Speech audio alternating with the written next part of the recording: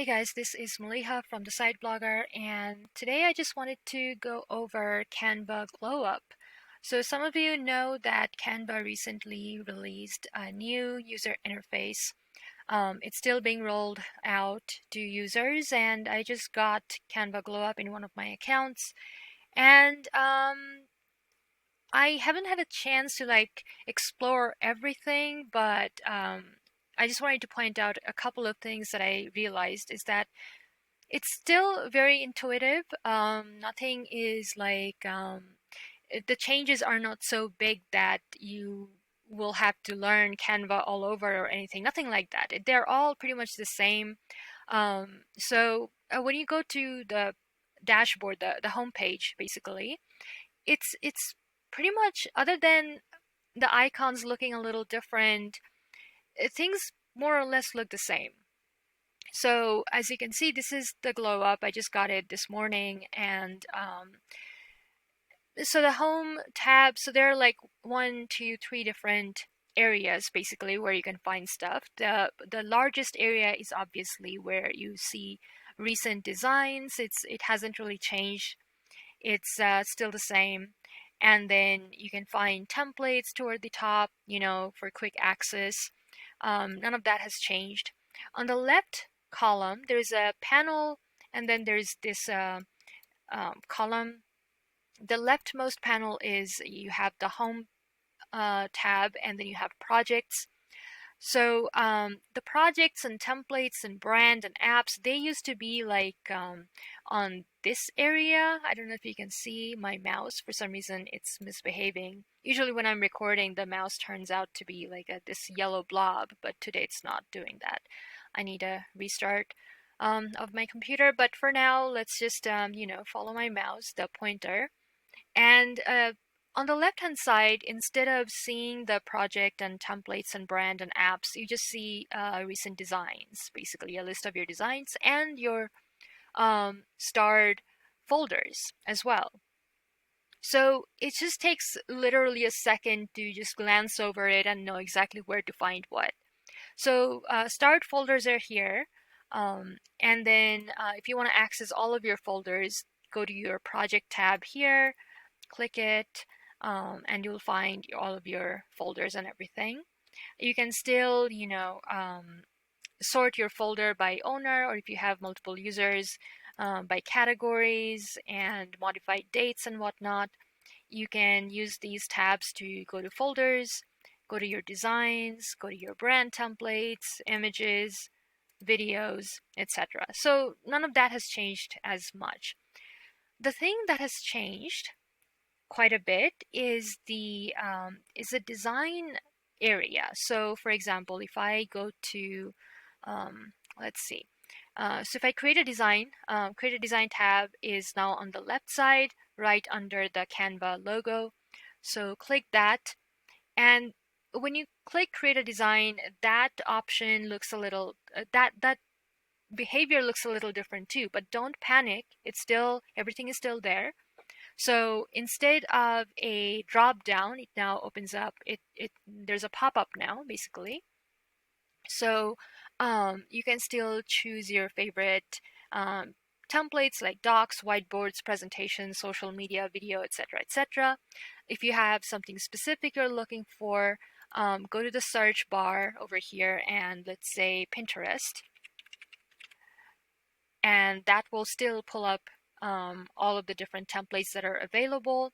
So Pinterest pin, the standard pin, the longer pin, add video, etc., etc. So you can still find all of the things that you usually use, and then let's see what else. Custom size. So you can still create custom size designs by clicking custom size here, and then you can set the width and height and units to pixel, inch, millimeter, centimeter. So none of that has changed. All of this is still available to you. Just where you find them and how they look is just a little bit different. You can also upload things by clicking the upload tab here, or you can click more to explore more templates. So yeah, everything is still there basically. What I'm trying to get to is that it may look a little different, but it's still very intuitive, as Canva has always been. And you will, get a hang of things within just a few minutes. Yeah. So let's look at the design window, the editor window.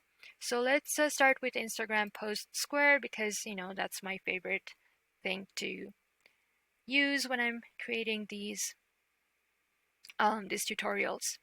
So this is what the editor basically looks like. And you have all of these tabs. They're still the same. Instead of dark, they're now light. Um, and let's see. You can go to elements and you still have all of your elements. Um, Scroll down, you'll still find frames, grids, mock-ups, and collections, just as you did before. Text, still the same options. Brand, still you have access to your brand stuff. Uploads, all of your uploads. Draw, projects. Projects tab basically opens up, your designs and folders. So I think that's a new addition, right? I don't remember. I don't think we had projects before. Anyway, and then apps.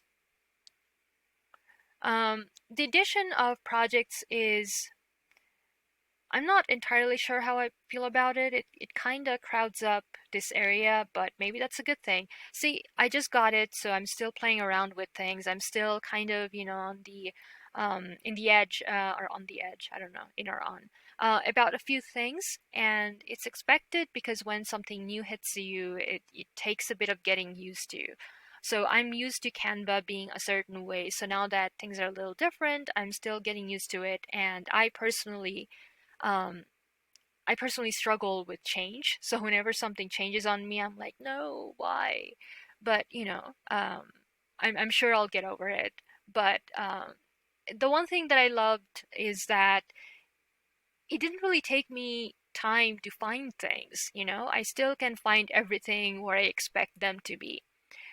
One of the biggest difference though is that when I click on something, the top bar is now kind of like a floating bar instead of um, being like, how should I put it? Instead of having stacked at the top like stationary or sticking to the top, it's a floating bar. And if you hover over it, it goes away when you click anywhere anywhere else outside of the design itself.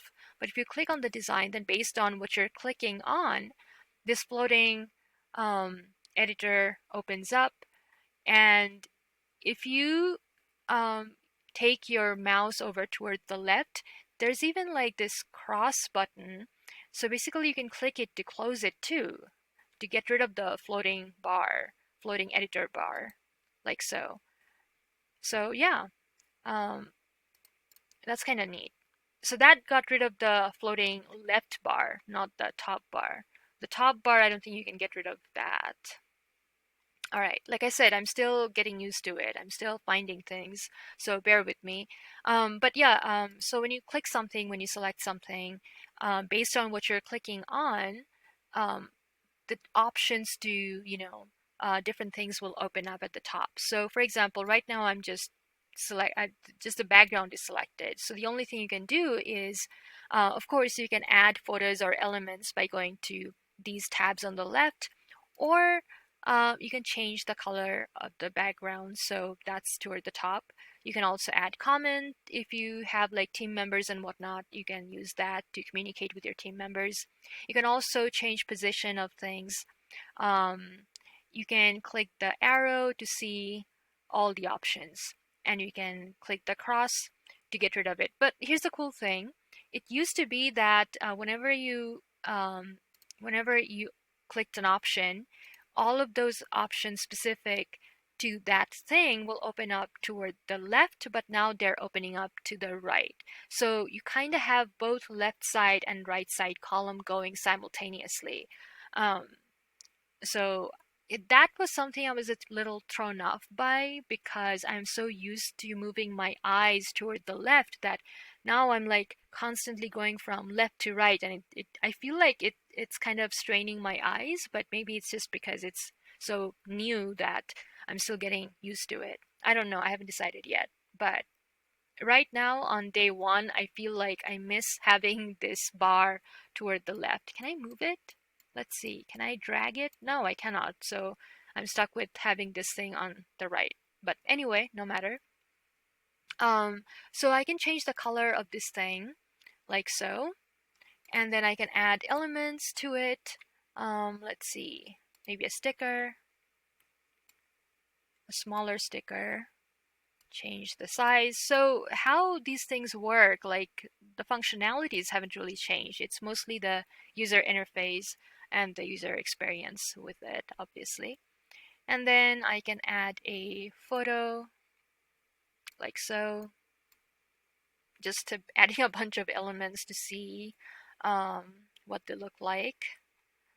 A shape maybe, let's see, a circular shape like so. This thing is distracting me. I'm just gonna get rid of this clever thing. All right, so that, let's see how positions work. Okay, so whenever you click something, um, only options specific to that thing opens up at the bottom. So right now, it's only giving me the image specific things. So edit, background remover, um, border, flip, crop. They have added a crop. Did we have crop before? I'm not sure. What does it do? Okay, nice. I can crop it right from here. Nice. I mean, we could do it before too. Basically, we could just do this, but now it's just a little easier with the crop function, I suppose. Animate and whatnot. And then when we click the shape, that opens up shape-related options: border, background, um, text color, etc., etc. So yeah, nothing has really changed all that much, except for, where things are showing up. So let's see, let's change positions. So position, arrange, I can, uh, send it backward, or I can go to layers and then play around with layers like so, if we want. Yeah, so nice. Everything is exactly the same. Just the colors look a little different. Couple of new tabs, new options included, which should make life easier when we were designing things. But other than that, other than how it looks and where we are finding things, nothing has really changed. And even the finding part isn't that difficult because we still have elements and images and all of that apps on the left side. The right side is now designated to um, selected element level options. Now let's see, what else is there? So if I go back to home page, I click here. Oh, look at that. I didn't go to dashboard when I clicked okay, so this is what happened. Um, okay. Okay. All right, let's see. Let's do that again. Let's go to the design we were just on.